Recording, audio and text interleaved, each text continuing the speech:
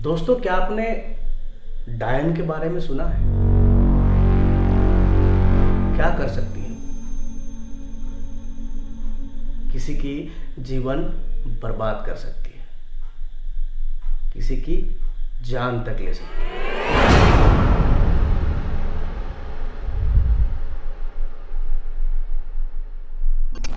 नमस्कार, आप देख रहे हैं स्टोरी टीवी। मैं हूं आपके साथ मुकेश राम प्रजापति।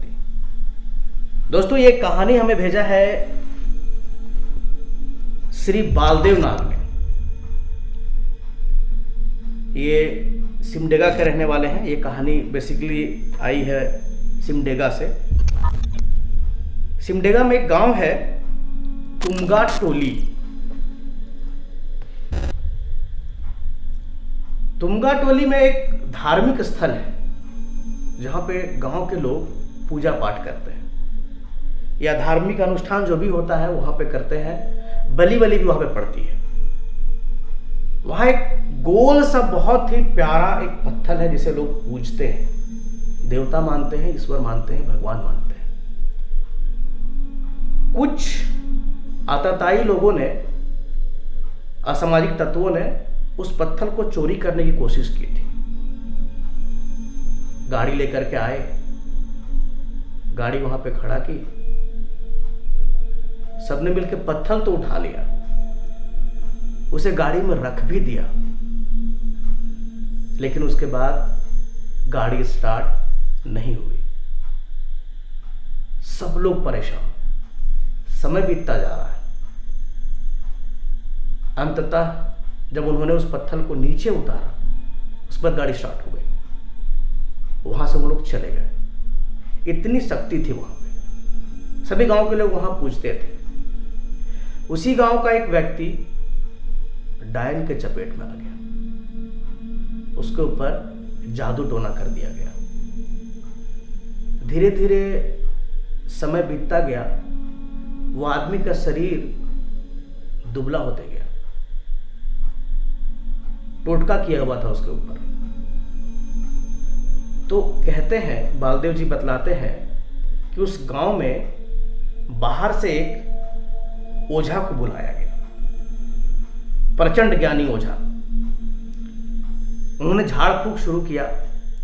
रात भर के झाड़ फूंक के बाद जब सुबह सुबह का समय था, उस समय झाड़ फूंक करने के बाद जो भी चीजें होती है, बलि वली पड़ती है, तो उसका जो सर होता है, उस सर को या बाकी चीजें जो जल होता है या चावल वावल जो भी चीज होते हैं, जो भी तांत्रिक प्रक्रिया के समय जो भी चीजों का इस्तेमाल होता है, उन्हें किसी ऐसे जगह फेंका जाता है जहां पे लोग आना जाना नहीं करते हैं। तो सुबह सुबह वो तांत्रिक सारा काम करने के बाद निकला।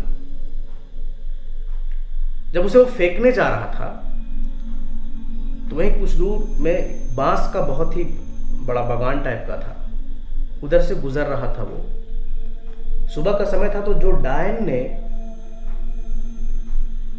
अपनी शक्तियों से उस व्यक्ति को परेशान किया था,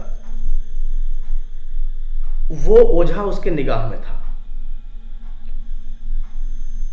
वो धीरे धीरे, उसके पास घड़ा था, जो कि बहुत पहले की कहानी है। तो गांव में देखते होंगे लोग घड़ा को ऐसे रख करके पानी लाने के लिए जाते हैं। तो उधर ही जो बांस का ये था, उधर ही कुआं था। वही कुआं के पास जा करके तांत्रिक को सारा जो ओझा तंत्र करने के बाद जो भी सामान था, उसे उधर ही उसको फेंकना था। तो वो डायन उसके पास चली गई, साधारण सी महिला। वो जाकर के कहती है उस तांत्रिक से,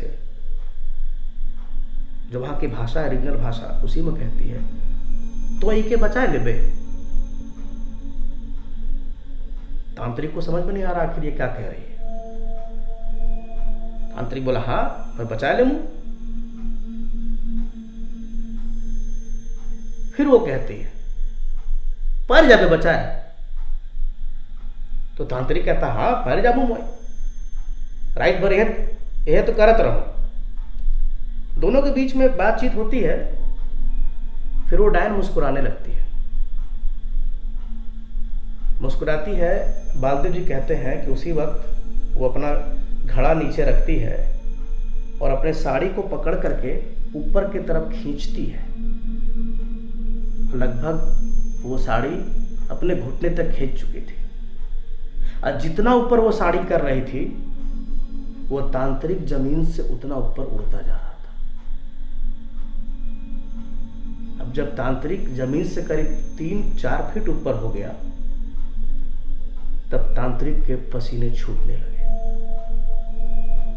वो समझ चुका था कि ये वही डायन है जिसने उसे अपने वश में कर रखा है। फिर वो कहती है, तो पैर जाबे ठीक करे। तांत्रिक घबरा कर बोलता है, मैं ये गांव छोड़ करके जा रहा हूं, मुझे उतार दीजिए, बख्श दीजिए। फिर वो महिला उसे उतारती है। वो देखता है ना ताऊ वहां से गांव से निकल जाता है। वो डायन का जो प्रकोप था उससे वो आदमी नहीं बच पाता है, अंततः उसकी मृत्यु हो जाती है। दोस्तों, एक ऐसा पहर होता है दिन का और रात का। आप दिन में जब खड़े होंगे तो एक टाइम ऐसा आता है जब आपकी परछाई ठीक आपके पैर के नीचे आपका सर को लेकर के आती है। रात का भी एक ऐसा होता है जब चांद आता है ऊपर, तो रात में भी एक टाइम आता है जब आपका सर ठीक आपके पैर के नीचे होता है। ये सबसे खतरनाक समय होता है। इस बीच आप किसी भी बुरी शक्तियों के साए में आ सकते हैं। अंततः उस आदमी की मृत्यु हो गई। तांत्रिक वहां से भाग गया। ये कहानी थी बालदेव नाग की, जो हमें सिमडेगा से लिखे थे। फिर मिलेंगे अगले शुक्रवार किसी नई और सच्ची कहानी के साथ। तब तक के लिए बने रहें स्टोरी टीवी के साथ। नमस्कार।